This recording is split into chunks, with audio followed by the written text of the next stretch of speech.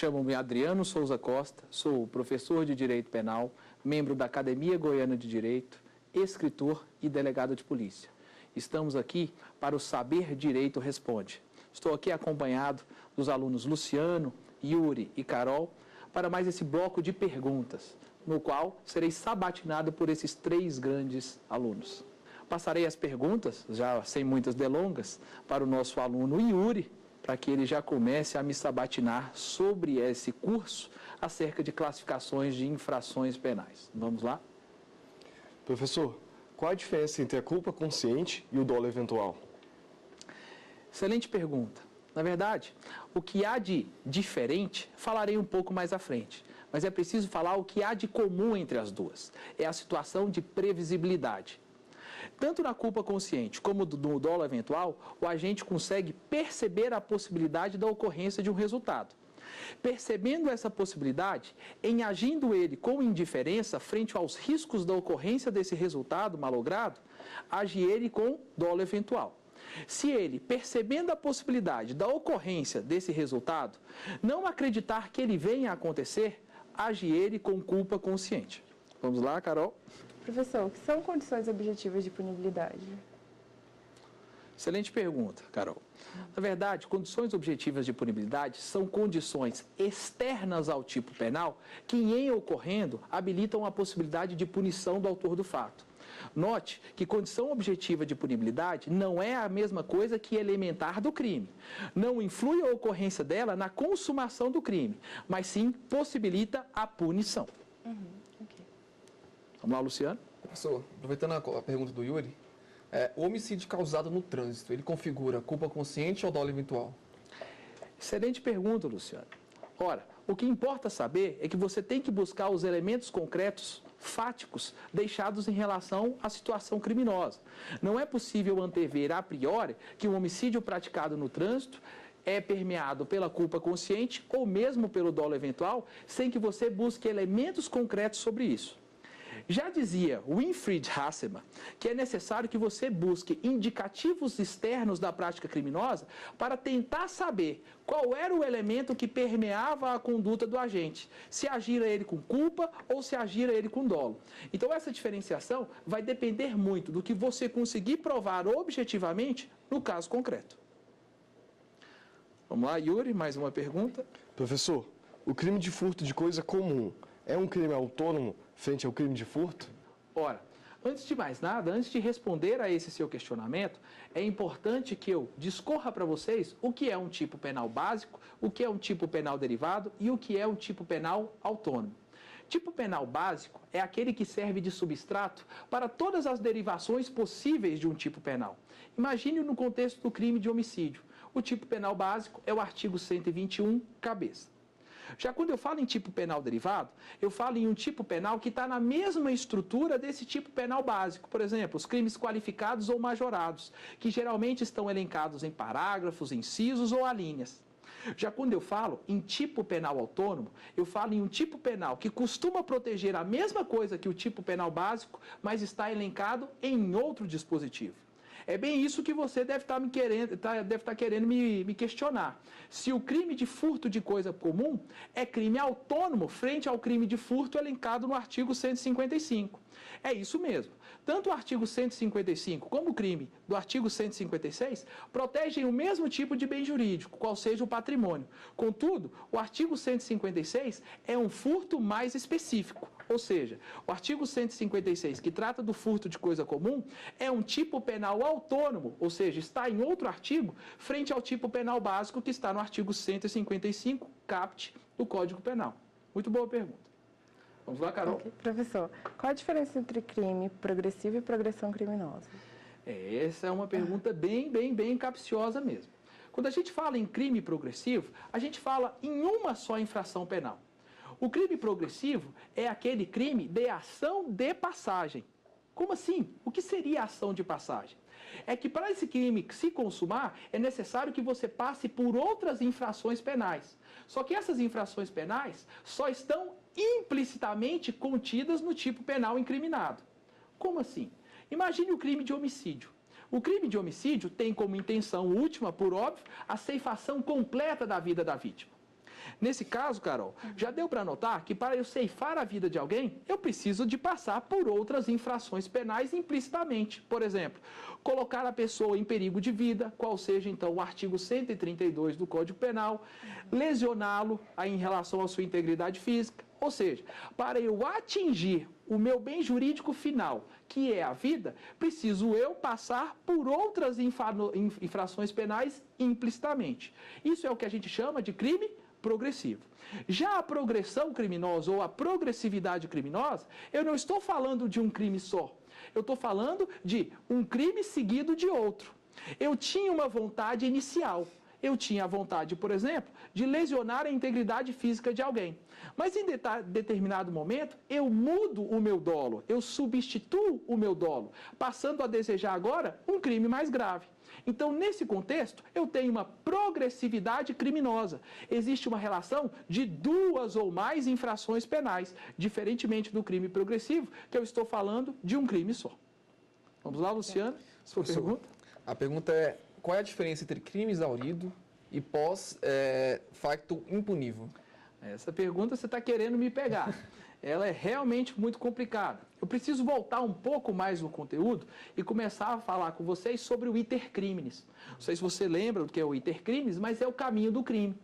O caminho regular de um crime, ele passa por algumas fases. A fase de cogitação, a fase de preparação, a fase de execução, a fase de consumação e a fase de exaurimento.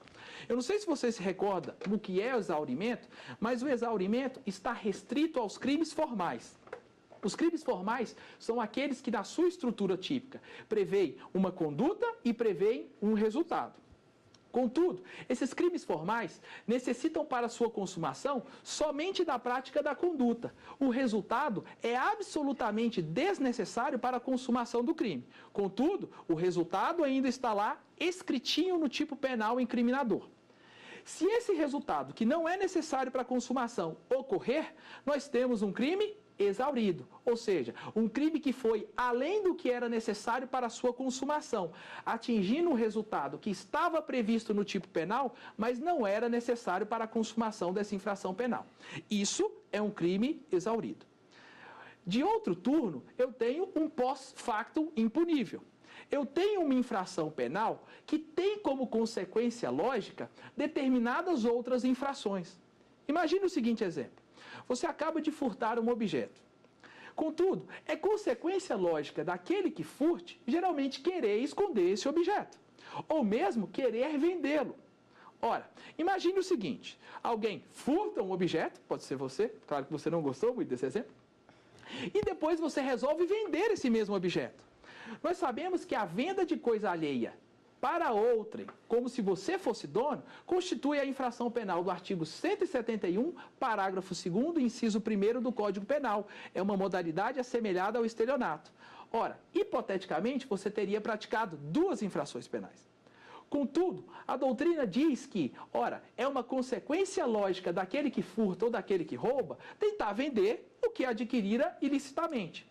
Por isso, quando eu falo em pós-factum impunível, eu falo em uma outra infração penal que é consequência lógica da anterior e, por isso mesmo, é absorvida pela infração penal anterior. Então, um indivíduo que furta e depois vende essa coisa como se fosse própria, hipoteticamente deveria responder por duas infrações penais. Contudo, como essa segunda infração penal é um pós-factum impunível, não há que se falar em punição acerca dela, porque o crime antecedente a engole. É o que a gente chama de princípio da consunção. Então, só para recapitular, porque parece muito importante, ora, a diferença entre crime exaurido e o pós-factum impunível é que o resultado agravador no crime exaurido está previsto no próprio tipo penal incriminador. E nós conseguimos ver que a questão do pós-factum impunível nada tem a ver com esse tipo penal antecedente. É uma nova infração penal incriminada em outro tipo penal que acontece a posteriori. Por isso, há uma grande diferença, sim, entre crime exaurido e pós-factum impunível. Vamos lá, Yuri, restaram algumas perguntas para a gente? Ainda temos algumas. Professor, qual a diferença entre o crime majorado e o crime qualificado? Ora, tanto o crime majorado como o crime qualificado, Yuri, eles têm um aspecto em comum. são eles infrações derivadas de um tipo penal básico. Eu comecei a falar para vocês aqui sobre o que é um tipo penal básico, um tipo penal derivado e um tipo penal autônomo. Mas vai ficar mais claro, primeiro, quando você assistir novamente o nosso curso. Mas eu vou fazer aqui a analogia que eu fiz nas nossas aulas. Imagine o seguinte, que o meu braço é o meu tipo penal básico, é a minha base. É dele que se irradiam todas as demais coisas. Os tipos penais derivados são tipos penais que dependem e se ligam ao tipo penal básico. Se ligam como? Se ligam por meio de parágrafos, de incisos, sempre dentro da mesma unidade lógica, que é o mesmo artigo. Então, tipos penais derivados são aqueles que se ligam ao tipo penal básico, ou seja, a mesma estrutura típica, por meio de parágrafo, por meio de inciso. Ora, se eu digo que crimes majorados e crimes qualificados são tipos penais derivados, é porque você só vai encontrá-los ligados a um tipo penal autônomo. Que já fique claro, geralmente crimes qualificados e majorados estão dentro da mesma estrutura típica de um tipo penal básico. Olha só que interessante. O que há de diferente de um crime majorado e de um crime qualificado diz respeito à forma que o Estado deseja punir esse indivíduo por estar praticando uma situação mais gravosa. Ora, se o legislador decide que ele vai punir essa situação mais desvalorosa, através do aumento de pena por meio de uma fração, nós temos um crime majorado. Os crimes majorados aproveitam os mesmos patamares de pena combinada à infração penal básica. Por isso, essa ligação estrutural. Ele utiliza a mesma pena mínima e a mesma pena máxima combinadas à infração básica. Contudo, lá na terceira fase da aplicação da pena, da dosimetria da pena, faz-se incidir uma fração de aumento, que é o que a gente chama de exasperação. Já o crime qualificado, a forma de o Estado punir de forma mais gravosa esse contexto mais desvaloroso é outra. É mudando o patamar mínimo e máximo da pena combinada à infração básica. Então vamos supor, se eu tenho um homicídio básico, lá no artigo 121 caput, punindo essa infração com pena de 6 a 20 anos, o homicídio qualificado, elencado no artigo 121, parágrafo 2º, traz outro patamar de pena, qual seja o de 12 a 30 anos. Por isso que você pode falar que, verdadeiramente, as circunstâncias elencadas no parágrafo 2º do artigo 121 constituem uma qualificadora, porquanto a maior punição se dá através da representação de mudança dos patamares mínimos e dos patamares máximos de pena anteriormente combinadas à infração básica. Então, crime majorado, se eu quero colocar um crime como majorado, faço eu incidir uma fração de aumento. Se eu quero agravar uma situação, transformando um crime em qualificado, resolvo eu, então, mudar os patamares de pena mínima e pena máxima frente a uma infração penal básica ou fundamental. Ora, excelentes perguntas, mas certamente outras perguntas importantes serão feitas no nosso próximo bloco.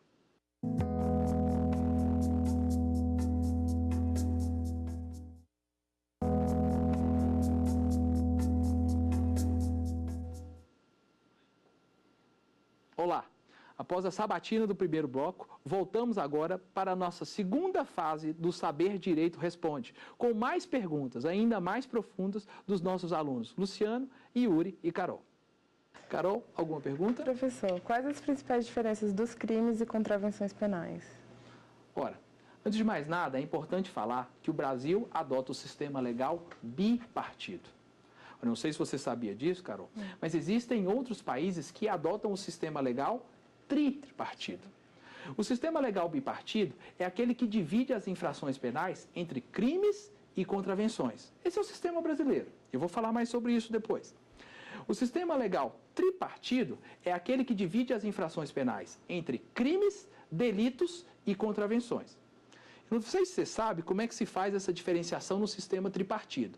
Mas crimes são as infrações penais mais graves.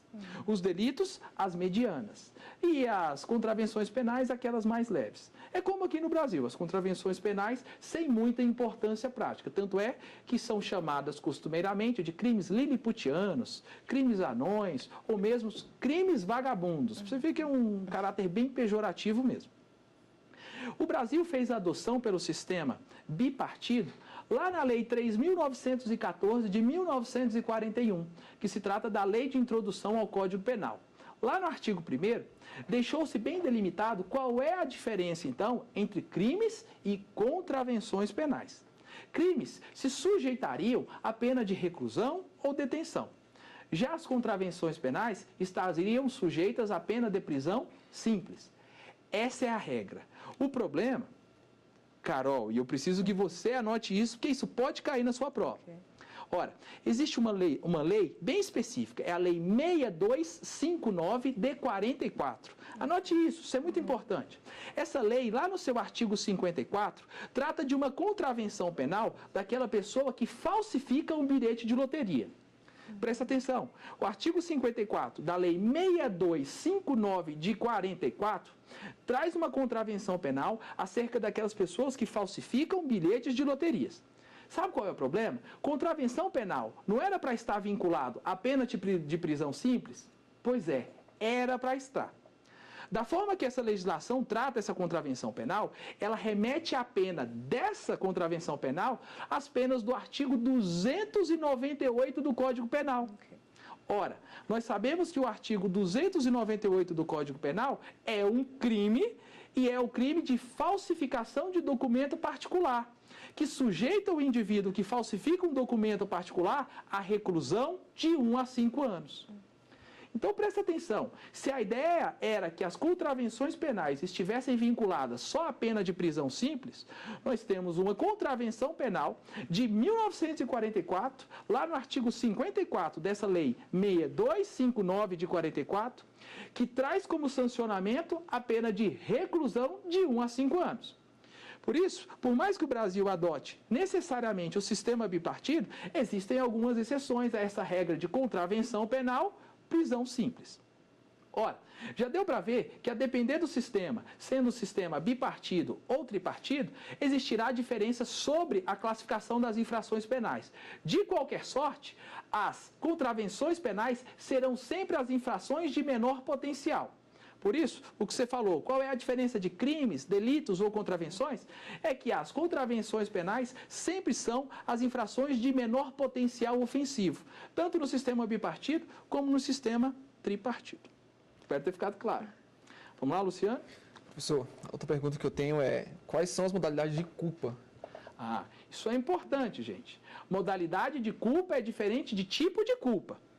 Modalidade de culpa, eu não sei se você sabe, mas são negligência, imprudência e imperícia. Na imprudência, eu ajo de forma afoita, muito além do que deveria agir, colocando em xeque aqueles deveres objetivos de cuidado que eu tenho junto à sociedade. Na negligência, eu não ajo de forma afoita, eu ajo de forma lerda, eu ajo menos do que eu deveria, faltando também, por óbvio, com meus deveres de cuidado. Já na imperícia, tenho eu a inaptidão para exercer determinada atividade. Aqui, me falta é habilitação legal mesmo para realizar aquela determinada atividade. É importante que você note, Luciano, que é perfeitamente possível, no contexto em concreto, que duas modalidades de culpa estejam presentes. Por exemplo, eu posso agir afoitamente em um contexto e, além disso, me faltar habilitação legal para fazê-lo. Perfeitamente possível, então, que no caso concreto, duas dessas modalidades de culpa se apresentem. Vamos lá, Yuri, tem alguma pergunta ainda? Professor, como é chamado o crime ameba? Como eu disse para vocês, o direito penal tem uma certa predileção por nomes feios. É crime ameba, é crime parasitário.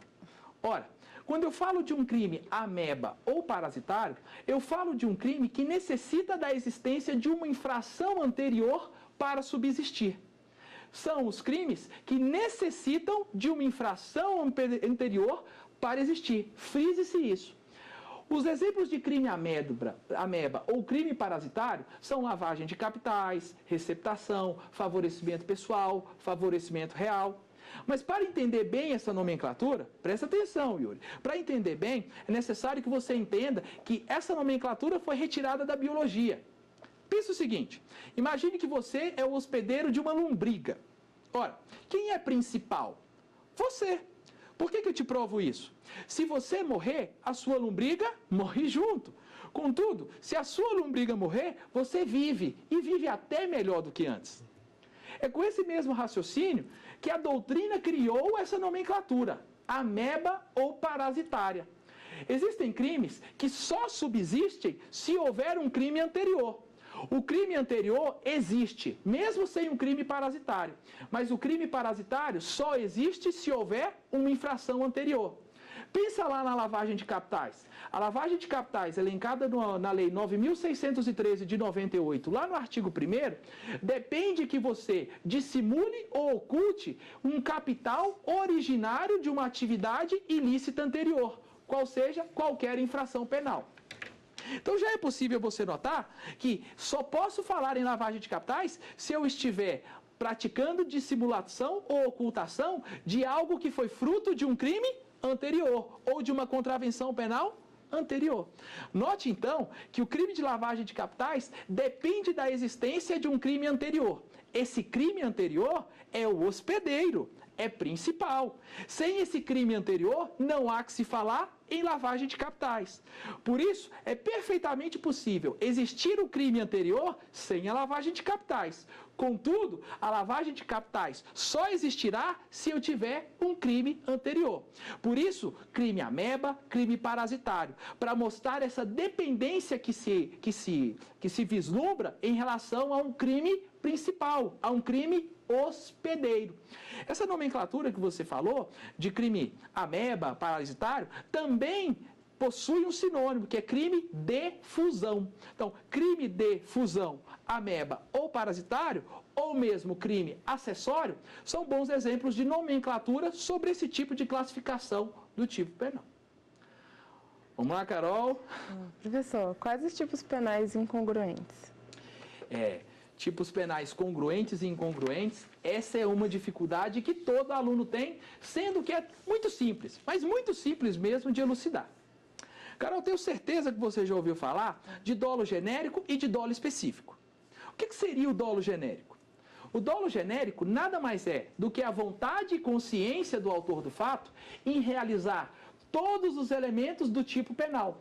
Se eu falo no crime de homicídio, o dolo genérico seria a vontade e consciência do indivíduo de matar alguém. Quando eu falo em dolo genérico, não há que se perquirir o porquê, com qual finalidade.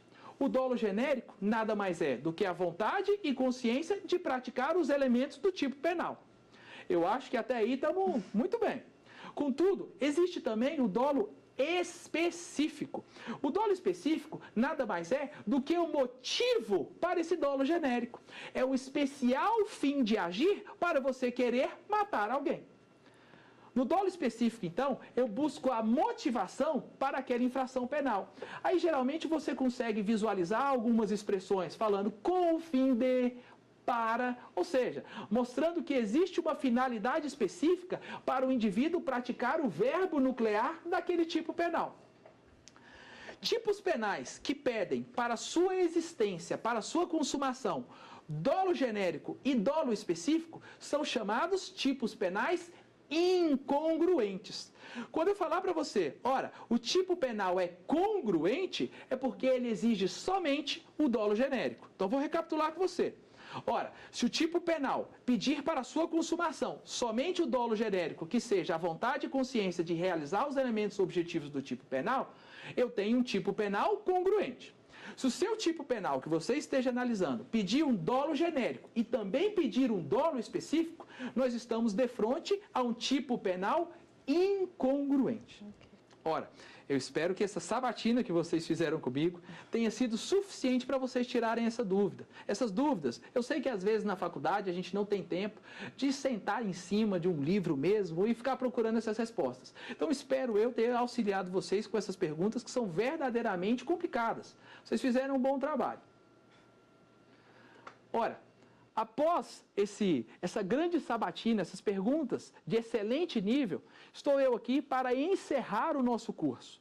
Nosso curso, que foi formado de 5 aulas, essas aulas tratando de todas as classificações de infrações penais, desde aquelas mais clássicas às mais modernas, como crime de intenção transcendental, mutilado de 2 atos, crime de intenção transcendental de resultado cortado, crimes de ação múltipla, crimes de ação única, crimes mancos, crimes lilianos, Lilliputianos, ou seja, todas as classificações que vão permitir que você, ao buscar uma doutrina especializada em direito penal, principalmente na parte especial, consiga ter suficientes conhecimentos para avançar nesse estudo. Bem, despeço-me de vocês falando que foi um grande prazer, principalmente saber que pude contribuir de forma eficiente com essa ciência, essa importante ciência que é o direito penal. Até lá!